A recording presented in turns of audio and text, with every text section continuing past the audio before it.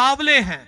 लोग ये चाहते हैं कि रातों रात हमें बरकत मिले, रातों रात हमारे दिन फिर जाएं और रातों रात हमारे लिए कोई बड़ा चमत्कार हो जाए, जबकि ऐसा नहीं होता।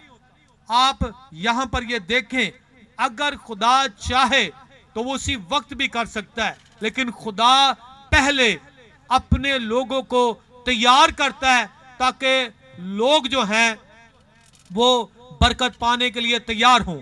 यहां पर जो कहानी हमने देखी है, अगर 4 बाब को हम देखते हैं, पहले 4 बाब में पहली आयत से आयत नंबर 7 तक इसमें एक बेवा का जिक्र है, जो बेवा ऐसी है जो गरीब है।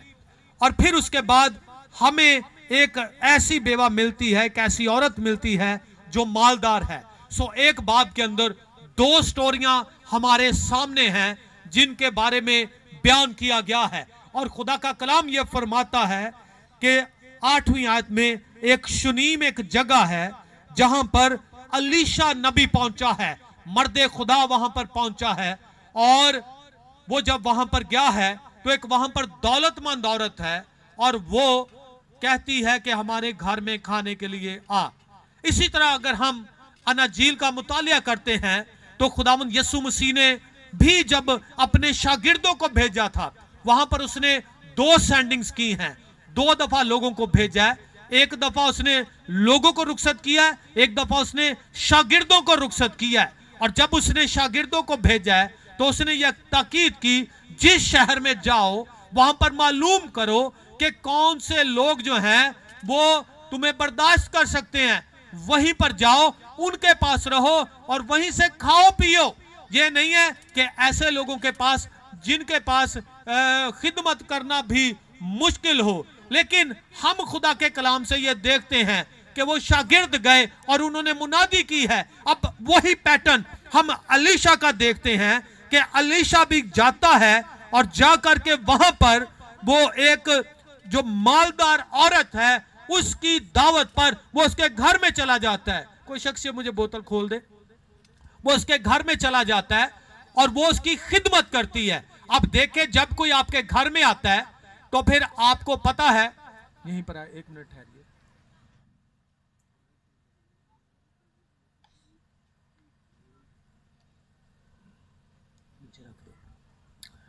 जब कोई आपके घर में आता है उस वक्त आप उसका उठना बैठना, चलना फिरना और उसके जो कुछ भी वो करता है आप उसको देखते और मालूम करते हैं कि ये शख्स कैसा है। अब खुदा के कलाम के अंदर लिखा है, ये औरत ने अपने शौहर से कहा, क्योंकि अलीशा फिर वहां पर गया और कलाम ये फरमाता है कि जब उसने देखा और उसने अपने शौहर से कहा कि ये शख्स हमें मुकद्दस मालूम होता है, यूं लगता है कि जैसे ये मर्दे खुदा मुकद्दस है। मैं पादरी साहबान से ये कहना चाहता हूं कि पादरी साहबान मर्दे खुदा सब हैं, लेकिन मुकद्दस जो हैं वो कोई कोई होता है। ये बात एक याद रखनी है, बुलाए हुए बहुत हैं लेकिन बरगजीदा थोड़े हैं। अब इस औरत ने भी पहचान की है। मैं आपको भी ये बताना चाहता हूं कि आपके इर्द गिर्द भी बहुत सारे पादरी हैं, आपके इर्द गिर्द भी बड़े खिदमत गुजार लोग हैं, आप उनकी इज्जत करें। लेकिन एक बात याद रखें, जो पादरी साहब आपके चर्च के अंदर है, जिसके पास आप कलाम सुनने के लिए जाते हैं, जिसके पीछे आप बैत करने जाते हैं, जिसके पीछे आप दुआ करने जाते हैं, वही आपका मर्दे खुदा है और वही आपके लिए मुकद्दस है। मेहरबानी से सुनिए, इज्जत सब खादमों की करें, लेकिन जो मर्दे खुदा, जो पास्टर आपका है, जिसके पास आप जाते हैं, जो दिन रात आपके लिए दुआ करता है, जो दिन रात आपके लिए मेहनत करता है, आपको कलाम सुनाता है, वो मुकद्दस शख्स है। उसकी फिक्र करें। बरकत पाने के लिए ये चीजें जरूरी है। आज की कलीसिया वो ये कहती है पादरी हमारे लिए क्या करेगा। ये आज बाइबल का निजाम हमें उल्ट होता हुआ दिखाई दे रहा है। आप बेवा को देखें, पिछली आयत पहली आयत में आप देखें, वो बेवा गरीब है, उसके पास कुछ नहीं है, लेकिन वो मर्दे खुदा के लिए अपना खाना जो आखिरी वक्त का उसके लिए और उसके बेटे के लिए है वो देती है। तो खुदा के कलाम के अंदर लिखा है, मर्दे खुदा ने कहा कि जब तक काल रहेगा तेरे पास खाना खत्म नहीं होगा। और कलाम यह फरमाता उसके पास खत्म नहीं हुआ, क्योंकि इसलिए कि वो मर्दे खुदा था। और आगे चलकर हम देखते हैं कि वो उस औरत के पास आता है जो मालदार है। जब आप अपने पादरी साहब की खिदमत करते हैं तो आपके लिए आसमान खुलता है। यह सवाल ना करें हमें चर्च से क्या मिलेगा, यह सवाल करें कि आज चर्च के लिए मैं क्या कर सकता हूं, पादरी साहब के लिए मैं क्या कर सकता हूं, खुदा की खिदमत के लिए मैं क्या कर सकता हूं, मेरी कितनी औकात है, मैं क्या कुछ कर सकता हूं। आप ये देखेंगे कि खुदा आपको बरकत देगा। आज हमारी मत जो मारी हुई है वो गुर्बत ने मारी है, हमारी जो अकल मारी हुई है वो गुर्बत ने मारी हुई है। आप देखें जहालत ने हमें पकड़ा हुआ है, हमें हमारी आंखों को वो खुलने नहीं दे रही। हम देख नहीं सकते कि अब हमने क्या करना है, क्योंकि हम जरूरतों से भरे हुए हैं। हम तो जब इबादत करने के लिए जाते हैं चर्चिस के अंदर, उस वक्त हम कहते हैं हम बरकत लेने के लिए जा रहे हैं। हमारा जहन इबादत में नहीं होता, हमारा जहन हमारे मतलब में होता है, हम बरकत लेने के लिए जा रहे हैं। और खुदा के कलाम के अंदर लिखा है तू मेरी इबादत करना तो मैं क्या करूंगा, यस तेरे रोटी पानी पर और तेरे बीच में से बीमारी को दूर कर दूंगा। तो अगर हम इबादत करने के लिए जा रहे हैं, हमारा ज़हन बना है मैंने शिफा पानी है, मैंने बरकत लेने जानी है, इबादत को हम छोड़कर हम अपनी फिक्र में पड़ जाते हैं, जिस सबब से ना आसमान खुलता है और ना खुदा बरकत देता है। ये एक पैकेज है, तू मेरी इबादत करना, मैं तेरे रोटी पानी पर बरकत दूंगा और तेरे बीच में से बीमारी को दूर कर दूंगा। इसके लिए आपको मेहनत करने की जरूरत नहीं है, सिर्फ इबादत करने की जरूरत है। जब आप इबादत करते हैं, घर के अंदर हैं, चर्च के अंदर हैं, कलीसिया के अंदर हैं, जहां पर भी हैं, अपनी ही जरूरतों को सामने ना रखें। हम कहते हैं सारे तो बड़ा जरूरतमंद थे मैं आपको बता दूं, आज हमने अपने आप को तब्दील करना है। खुदा के कलाम को अपने अंदर उतरने दे। खुदा का कलाम जो है वो जब अंदर उतरेगा तो बड़ी तब्दीली और बरकत आएगी। अब ये औरत जो है ये मर्दे खुदा को देखती है और कहती ये हमें मुकद्दस दिखाई देता है, क्यों ना इसके लिए एक हम दीवार पर कोठड़ी बना दे। ये दीवार वो जगह नहीं है जो 4 इंची की दीवार हम करते हैं। ये शहर के गिर्द दीवार थी और ये इतनी चौड़ी दीवार थी जिसके ऊपर 4 जो रेड़े वो बराबर चल सकते हैं, घोड़े रेड़े वो उसके ऊपर भाग सकते हैं, इतनी चौड़ी दीवार थी। इसके ऊपर लोग रहते भी थे। ये महंगी जगह थी, ये सस्ती जगह नहीं थी। आप जरा सोचें, जब आप खुदा के खादम की फिक्र करते हैं महंगी चीजों के साथ, जब आप बड़े हदिये खुदा के घर में देते हैं तो खुदा आपके लिए क्या करता है, आपने इन बातों पर गौर करनी है। और आजकल जो एक तरीका बना हुआ है, हम ये कहते हैं हमारा पादरी हमारे लिए सब कुछ करे लेकिन हम उसके लिए कुछ ना करें। आज ये भी बड़ा ट्रेंड है, लोग बड़ी बड़ी गाड़ियां देखते हैं पादरियों की, लोग टीवी चैनलों को देख के सोचते हैं वो बड़े पादरी हैं। अपना जो पादरी जो उनके दरमियान खिदमत करता है, रात को 2 बजे आप उसे बुलाते हैं, वो आपके लिए दुआ करने आता है। कोई अगर मर जाता है तो वो आपके घर में 3 दिन तक वो आता रहता है, जनाजे के बाद भी 40वां भी वो करवाता है, आपके दुख सुख में वो शामिल होता है, गर्मी सर्दी वो आपके पास आता है। लेकिन आज की कलीसिया कलाम के उल्ट है, इसलिए आज लोग बीमार है। सुन ले मेरी बात, लोग गरीब हैं, आज लोगों को रास्ता नजर नहीं आ रहा क्योंकि ये अपनी मर्जी करते हैं। मनमानी करते हैं, खुदा के कलाम के खिलाफ चलते हैं। तो लोग क्या करते हैं इन दिनों के अंदर, अगर निकाह हो तो वो कहते हैं जी वड्डे गिरजे जाना है।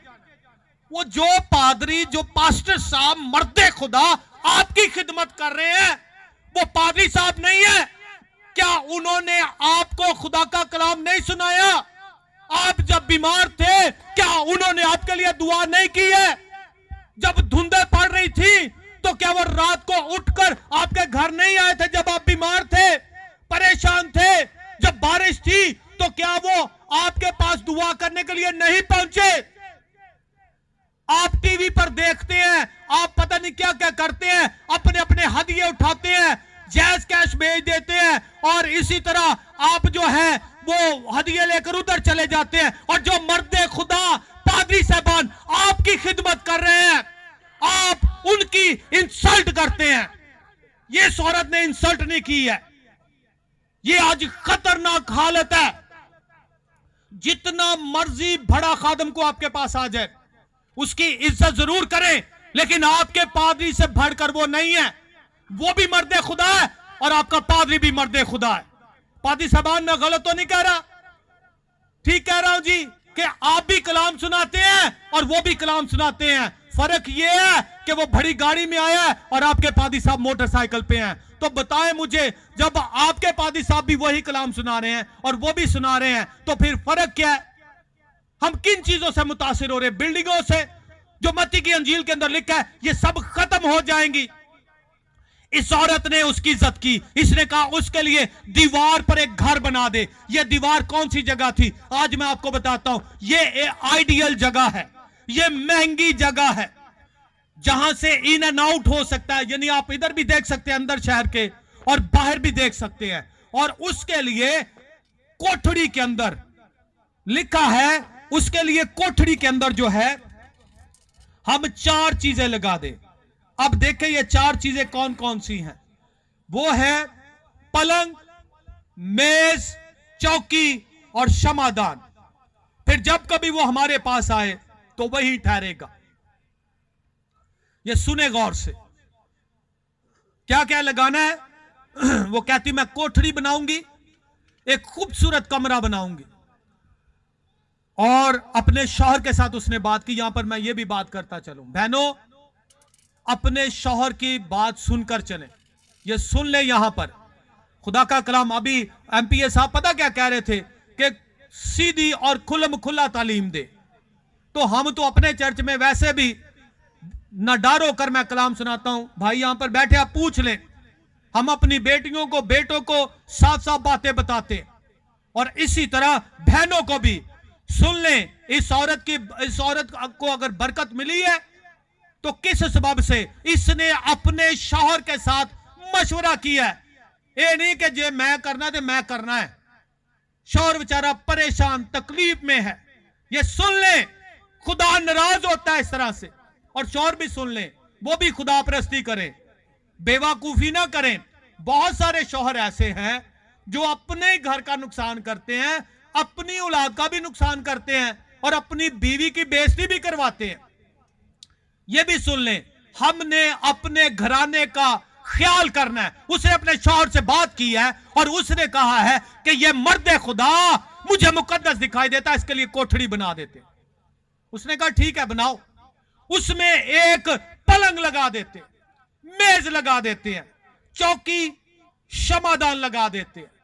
अब देखें इन्वेस्टमेंट कितनी चीजें वो बना रही है। नंबर 1 कोठड़ी, पैसा खर्च होना है कोठड़ी बनाने के लिए। आज के दौर च कह लो कमरा, ठीक है जी। उसमें 4 चीजें हैं। अब कोठड़ी को शामिल करें और 4 चीजें ये शामिल करें। पहले आप 5 का आदत देखें। ये कोठड़ी मिलाकर और 4 चीजें मिलाकर 5 बन गई। 5 के आदत का मतलब है फजल, ठीक है जी। और देखिए उसके बाद उसने किया क्या। इफ्सियों 4 बाब के अंदर क्या लिखा है। खुदा का कलाम कहता है इसकी 11वीं आयत के अंदर, आप यहां पर भी देख सकते हैं कि उसी ने बाज को ये जो उसने 5 खिदमतें दी हैं, मैं यहां से पढ़ना चाहता हूं ताकि आप पर जो है ये बिल्कुल वाज़े आ जाए कि खुदा के कलाम के अंदर ये बातें जो लिखी हैं ये एवं नहीं लिखी। और देखिए यहां पर भी बाब नंबर 4 है। 4 के अदद का भी मैं आपको अभी मतलब बताता हूं कि 4 के अदद का मतलब क्या है।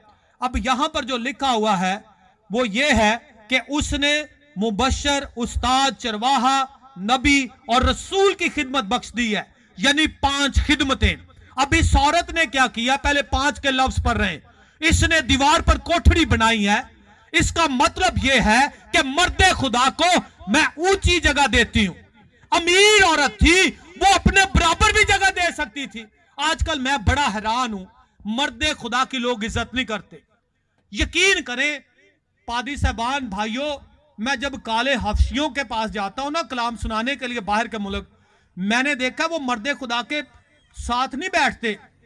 जब पादरी साहब आते तो वो पता कैसे चलते हैं, पादरी साहब आगे जा रहे हैं और वो 2 कदम पीछे होते हैं। साढ़े इथे भज के अगे, भज के अगे। यकीन करें वो इतनी इज्जत करते हैं। वो कहते हैं no no, he is a man of God, he is anointed one. हम ना इसके बराबर चलेंगे और ना ही हम जो हैं इसके बराबर बैठेंगे। ते साडे जेड़ा नाडू खां हुंदा है वो आके सगों फब के बह जाएगा ताकि सब नूं पता लगे जी क्योंकि मैं आया, वो तू आया भाई, तू पीछे बह, फुड़कना ही। ये सुन ले, लोग आज मर्दे खुदा की इज्जत नहीं करते। वो आंदे पारी आए तो फिर की होया। ओ भाई सुन ले, जब खुदा का खादम आप उसकी इज्जत करेंगे, आसमान आपके लिए खुलेगा, आसमान खुलेगा। मेरे 2 रूहानी बेटे यहां पर बैठे हैं, जफर और रफीक है। मैं आपको एक बात बता दूं, खुदा ने इनको बड़ी बरकत दी है। यकीन करें ये इन चीजों का बड़ा ख्याल करते हैं। कभी भी जब मर्दे खुदा है उसको ऊंची जगह दे। इसका मतलब यह है कि उसके लिए उसने क्या किया, ऊंची कोठड़ी बनाई है कि he is a man of God. दौलतमंद औरत है। आज इत्थे पादरियां दी भी मेड़ लगी है यार, पादरी दे पादरी लगा रहे, खोले कित्थों इन्ने लगे आ रहे ने भाई, मुझे तो ये नहीं समझ आ रही। आज वे लो और जितों पैसे मिलते हैं उधर पादरी भज उठते हैं। अभी हम पादरी जवेद साहब और मैं बात कर रहे थे कि हमें ऐसा नहीं करना चाहिए। हम तकलीफ उठा लेंगे लेकिन किसी दौलतमंद के पीछे नहीं भागेंगे, किसी इख्तियार वाले के पीछे नहीं भागेंगे। ये नहीं जानते कि हमारे पास क्या इख्तियार है, हम कौन है। हम बोलेंगे और वो कुछ हो जाएगा। अब उसको जो इज्जत दी है उसने वो ऊंची जगह दी है। और 5 का आदत देखें, इसका मतलब है 5-fold मिनिस्ट्री, यानी 5 रुखी खिदमत जो है वो मुझसे ऊंची रहेगी। खुदा का कलाम मुझसे ऊंचा रहेगा और मर्द खुदा मुझसे ऊंचा रहेगा। यशवा को खुदा ने क्या कहा, शरीयत की ये किताब तेरे मुंह से ना हटने पाए, तुझे दिन और रात इसी का ध्यान हो ताकि जहां कहीं तू जाए तुझे खूब कामयाबी हो और तभी तू इकबालमंद होगा। लेकिन अगर आप ये 5 खिदमतों को पादरी साहब को अपने से ऊपर वाला दर्जा नहीं देते तो बरकतें नहीं मिलेंगी। अब जो 4 चीजें उसने उसके अंदर रखवाई हैं, सुनिए। 4 का आदत जो है इसका मतलब है न्यू क्रिएशन, इसका मतलब है कुछ नया तख्लीक होगा। अब 5 और 4 का आदत, कुछ नया तख्लीक होगा। तख्लीक का मतलब है कुछ नया काम होगा। पहले तो मुझे एक बात बताएं, कितने लोग किसी नए काम के लिए तैयार है? आमीन। खुदा तानू बरकत दे जी। अगर तानू वारी वारी पूछा जाए ना केड़ा नवा काम में, तो कईयां नू काम कुम दा भी नहीं पता होना कि काम नवा केड़ा है। उन्हें अपना ही काम समझी जाना है।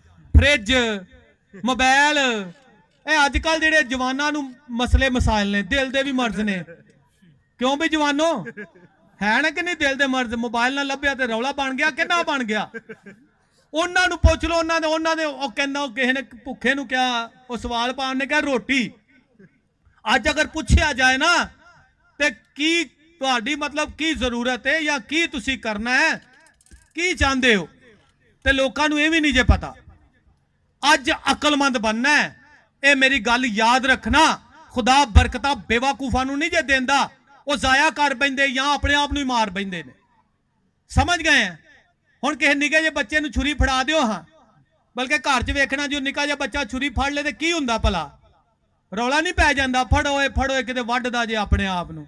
ਉਹ ਮੁੰਡਾ ਜਦੋਂ ਵੱਡਾ ਹੁੰਦਾ ਹੈ, ਉਹਦੀ ਸ਼ੇਵ ਜਦੋਂ ਵੱਧ ਜਾਂਦੀ ਹੈ तो उदो प्यो ही ਉਹਨੂੰ ਧੌਣ 'ਚ ਦੋ ਸੱਟ ਕੇ ਕਹਿੰਦਾ ਪੈਸੇ ਫੜ ਤੇ ਜਾ ਕੇ ਸ਼ੇਵ ਕਰਾਉਣ। ਉਹ तेज ब्लेड ना शेव आप भी कर सकता है तो करवा भी सकता है। बरकतों को संभालना भी इस तरह है। बाद दफा हम कहते हैं बरकत नहीं मिलन रही। अब सुनिए, ये 4 चीजें जो हैं इसका मतलब है न्यू क्रिएशन, कुछ नया तख्लीक होगा। उसने क्या किया? पहली बात, मर्द खुदा की अथॉरिटी में रही है। जो काम करना है, जो बात करनी है, पादरी साहब से पूछकर करनी है। अगर उन्होंने कह दिया ना नहीं तो फिर ना ही है। कई साडे कोल सलाह करना आउंदे ने, वो पता किवें आउंदे ने, वो घरों ज़हन बना के आउंदे ने। अही जो उन्होंने गल की जी भाई साहब यह मसला इस तरह, उन्होंने दसी ना नहीं भी इंज, और नहीं ये पादरी साहब नूं पता ही नहीं, पादरी साहब नहीं ठीक। वो अपने घर चो ज़हन बना के आंदे भी अगर पादरी इंज कहेगा फिर तो गल ठीक है, ते जे उन्हें अगों को गल कही तो फिर जड़ा ना नहीं यार गल नहीं बननी। ये सुन ले, अगर पादरी के मुंह से कोई बात निकल जाती है तो उसको यूं ही समझे कि ये खुदा के मर्द खुदा ने कही है, क्योंकि ये खुदा के कलाम से भरा हुआ है और जो इसने कहा है वो ठीक कहा है, उसके खिलाफ मत जाएं। अब देखिए उसके लिए नया काम क्या हुआ है। नया काम क्या हुआ है आज आप सोचे, आपके लिए कौन सा नया काम होना चाहिए। यहां पर कितने लोग हैं जिनके लिए नया काम हुआ है? मुझे पता है, मैं अभी नाम लेता हूं किन के लिए नया काम हुआ है। आप गीत भी गाते, जबूर आओ एक नवा गीत रब ली गाओ। क्या ख्याल है, नया काम आपकी जिंदगी में भी हुआ? खुदा का शुक्र है, खुदा मर्द खुदा को पास्टर रफी को इस्तेमाल कर रहा है। कितने लोग कर्ज से आजाद हुए हैं यहां पर। यस, बिशारत भी है उसमें, भाई गुलजार है, और कितने लोग हैं जी, एक बहन है, अभी और भी आजाद होंगे। ये सुन लें कि ये वो लोग हैं जो मर्द खुदा के साथ अटैच है, और हम खुदा का शुक्र करते हैं कि ये नया काम इनके दरमियान हुआ है। ये आजाद हुए हैं क्योंकि इसलिए इनका कनेक्शन मर्द खुदा के साथ है। आमीन। जब आपका कनेक्शन सही मर्द खुदा के साथ होगा तो यकीन करें आप पर से बड़ी मुसीबतें टल जाएंगी, मुश्किलें टल जाएंगी। अब देखे ये औरत जो है, इसने जब खिदमत की है तो मर्द खुदा ने कहा जहाजी से जो उसका नौकर है, इसको बुला ले। वो आई है, उसने कहा इससे पूछ तुझे क्या चाहिए, क्या तेरे लिए किया जाए, क्या बादशाह से मैं कुछ बात करूं? उसने कहा नहीं। फिर उसने कहा कि मैं तो अपने ही लोगों में रहती हूं। कितनी बड़ी बात है। खुदा के कलाम के अंदर लिखा है जहां 2 या 3 मेरे नाम से जमा होंगे मैं उनके दरमियान हाजिर होऊंगा। आज अगर खुदावंद यीशु मसीह जिस्मानी लिहाज से यहां पर मौजूद हो और वो आपसे पूछे कि तेरे लिए मैं क्या करूं, तो आपके पास बताने के लिए क्या कुछ है? बताएं मुझे, क्या कुछ है आपके पास बताने के लिए? हेलो, किसी के पास अगर है, अगर जिस्मानी लिहाज से खुदावंद यीशु मसीह आपके पास आ जाए तो क्या आप बता सकते हैं? अब मर्द खुदा खड़ा है, ये औरत खड़ी है और जहाजी है और कहता है इसे पूछ इसके लिए क्या किया जाए। आज उलट हो रहा है। उसने खिदमत ही इतनी कर दी है कि मर्द खुदा खुश हो गया। इसके लिए क्या किया जाए? क्या बड़ी बात है। आज इधर दरखास्तों पर दरखास्तें दी जा रही हैं, टेलीफोन से दुआ करवा लें, ये कर ले, वो सुने। आपके दरमियान जो मर्द खुदा है उसकी दुआ में बहुत असर है। उसने कहा तूने जो फिक्रें की हैं अब मुझे बताएं हम कौन सी फिक्रें कर रहे हैं। क्या लिखा है?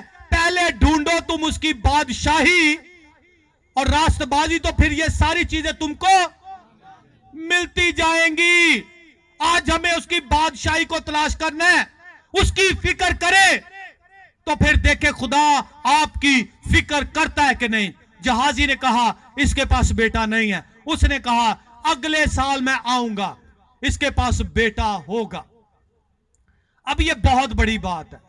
आज आपको पता है हम लोगों के लिए दुआएं करते हैं, कितने लोग बेऔलाद हैं, बहुत लोग बेऔलाद हैं। यकीन करें अब आइंदा वक्तों में और ज्यादा तादाद बढ़ती जा रही, अब और तादाद बढ़ती जा रही है। अब सुनिए गौर से, उसने कहा अगले साल मैं तेरे पास आऊंगा। हुण पंजाबी च अगर असीं वेखीए ते कहंदे नहीं लै भी एदी गल कोई नहीं है, जिथे बंदा जांदा है पुत्तर ही दित्ती जांदा है। अब बेटे का मतलब क्या है, पुत्तर का मतलब क्या है, खुशी, यानी खुशी देना। अब उसने कहा अगले साल मैं आऊंगा। इब्राहिम की जिंदगी को देखिए, इब्राहिम के पास 3 मर्द आए हैं, वो ममरे के बलूतों में है और वो भाग कर गया है और जाकर के उनको सजदा किया है, उनको घर के अंदर लेकर आया है। और खुदा का कलाम ये कहता है कि उसने उनकी खिदमत की है, और जब खिदमत की है तो फिर उसने कहा कि तेरी बीवी कहां पर है। उसने कहा मैं अगले साल आऊंगा और तेरी बीवी सारा के यहां बेटा होगा। हालांकि इब्राहिम भी बुढ़ा है और उसकी बीवी भी, लेकिन खुदा का कलाम यह फरमाता है कि अगले साल सारा के यहां भी बेटा हुआ। और यहां पर लिखा है शुनीमी औरत के यहां भी बेटा हुआ। और देखिए खुदा के कलाम के अंदर एक और हवाला मैं आपके सामने रखना चाहता हूं। यहां पर लिखा हुआ है गलतियों 4 बाब, लेकिन जब वक्त पूरा हो गया तो खुदा ने भी अपने बेटे को भेजा जो औरत से पैदा हुआ और शरीयत के मुताबिक पैदा हुआ। अब यहां पर भी देखिए कि वक्त पूरा हुआ। उसने शुनीमी औरत से कहा अगले साल मोइन वक्त पर, ठहराए हुए वक्त पर, अपॉइंटेड वक्त पर मैं तेरे पास आऊंगा और तेरे पास बेटा होगा। और गलतियों के खत के अंदर भी लिखा है कि जब वक्त पूरा हो गया, एट अपॉइंटेड टाइम, खुदा ने भी अपने बेटे को दुनिया में भेजा। अब यहां पर जो वक्त पूरा होना है, इसका मतलब भी सुन लीजिए। यह उस वक्त की बात है कि जब पूरी दुनिया के अंदर यूनानी जुबान, यूनानी कल्चर यह फैल चुका था। जिस तरह अब अंग्रेजी है, ऑल ओवर द वर्ल्ड इसको समझा जाता है। उस वक्त यूनानी जुबान फैल चुकी थी और जो नया अहदनामा है, खुदावंद यीशु मसीह की पैदाइश है, इसके बारे में भी खुशखबरी जो थी वो लोगों तक पहुंचनी थी। और खुदा का कलाम यह फरमाता है उस वक्त उसने अपने बेटे को भेजा है। सो मेरे अजीजों, आज ये वो वक्त है जिसमें हमने ये देखना है कि हमने भी अपने आप को खुदा की हजूरी में पेश करना है, ताकि खुदा हमारे साथ भी कलाम करे, खुदा हमें भी बरकत दे, खुदा हमारे लिए भी आसमान खोल दे। आज मेरे अजीजों, ये वो वक्त है। आज हम स्ट्रगल कर रहे हैं, मेहनत कर रहे हैं, लेकिन बरकत नहीं मिल रही। आज आसमान जो है वो यूं लगता है जैसे पीतल का और जमीन लोहे की है। आज हालात बड़े गड़बड़ हैं, हम मुश्किल में हैं। आए मेरे अजीजों, आज सोचें कि आज मेरे साथ भी जैसे वो शुनीमी औरत के साथ हुआ है, जैसे इब्राहिम के साथ हुआ है, आज मेरे साथ भी हो। ये छोटी छोटी बरकतों के पीछे ना भागे, फ्रिज के पीछे ना भागे। ये फ्रिज आपको मिल जाएगी, मोबाइल भी आपको मिल जाएगा, ये छोटी चीजें, मोटरसाइकिल, ये भी आप खरीद सकते हैं। जो आप कर सकते हैं उनके लिए आप तगोदो ना करें, उनके लिए मतलब आप मेहनत जरूर करें, लेकिन उनके लिए खुदा की हजूरी में तगोदो ना करें। बड़ी बरकतों के लिए खुदा की हजूरी में तगोदो करें। आज खुदा आपको बरकत देना चाहता है। Hallelujah, hallelujah. आज खुदा बरकत देना चाहता है। आज चंद लम्हे जरा खड़े हो जाए, आए खड़े हो थोड़ी देर के लिए, आए थोड़ी देर के लिए खड़े हो जाए और अपनी आंखें बंद कर ले, खुदा की तरफ ध्यान लगाएं, क्योंकि खुदा यहां पर मौजूद है। आज हम बरकतों के पीछे नहीं, बल्कि हम खुदा के कलाम के पीछे भागेंगे, हम आसमानी बादशाही के पीछे भागेंगे, हम खुदावंद को सजदा करेंगे, हम खुदावंद के पीछे चलेंगे और देखें खुदा बरकत कैसे देता है, कैसे आपके लिए आसमान खुलता है। हालेलुया। मेहरबानी से खामोशी इख्तियार करें। मेहरबानी से खामोशी इख्तियार करें, खुदा के कलाम के खिलाफ मत जाएं। आपसे रिक्वेस्ट है, सुनिए, गौर से सुनिए। Hallelujah, Jesus. अपनी जरूरतों को भूल जाए, सिर्फ खुदा की तरफ देखें, वो आपकी जरूरतों से भरा है। सुनिए, अगर आप अपने मर्दे खुदा की इज्जत नहीं करते, अगर आप खुदा की बादशाही की फिक्र नहीं करते, आपने किसी और पर आंखें लगाई हैं, तो आज आपके लिए तौबा का भी वक्त है। तौबा करें और कहें कि मैंने गुनाह किया, मैंने गलती की है। मेरा मुकामी पादरी, चाहे आप जहां से भी आए हैं, मेरा मुकामी पादरी जो हमारे दरमियान खिदमत करता है, मैंने उसकी इंसल्ट की है। आए तौबा करें, तौबा कीजिए। हो सकता है आपने अपने पादरी के खिलाफ कुछ बोला हो सकता है आपने चर्च इंतजामिया के खिलाफ कुछ बोला है, हो सकता है कि आपने खुदा के घर की तौहीन की है। आए तौबा कर लें, आपके लिए आसमान खुलने के लिए तैयार है। तौबा करें। हालेलुया। जब खुदावंद यीशु मसीह दरिया यर्दन पर यूहन्ना के पास बपतिस्मा ले रहा था, लोग तौबा कर रहे थे, और बिल्कुल उसी वक्त आसमान खुला था, और आसमान से उस वक्त आवाज आई थी, ये मेरा प्यारा बेटा है। तौबा करने पर आसमान खुलता है। हालेलुया। चंद लम्हे अपने सर झुकाए रखें। मैं चाहूंगा पादी साहबान आप मेरे साथ आ जाएं। प्लीज पादी साहबान आप मेरे साथ आ जाएं।